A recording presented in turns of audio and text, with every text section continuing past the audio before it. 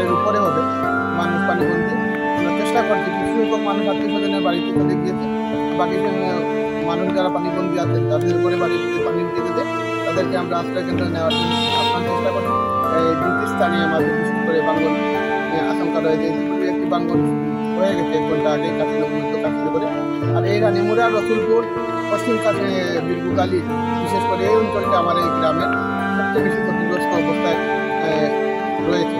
আমি জুড়ি উপজেলা প্রশাসন, জুড়ি উপজেলা পরিষদ, ইউনিয়ন পরিষদের সম্মানিত চেয়ারম্যান মহোদয়ের দৃষ্টি আকর্ষণ করি যে আমার এই ক্ষতিগ্রস্ত সাধারণ জনগণের জন্য শুকনো খাবার এবং অন্যান্য যে উপকরণ যেন অসম্ভব থেকে সরবরাহ করা।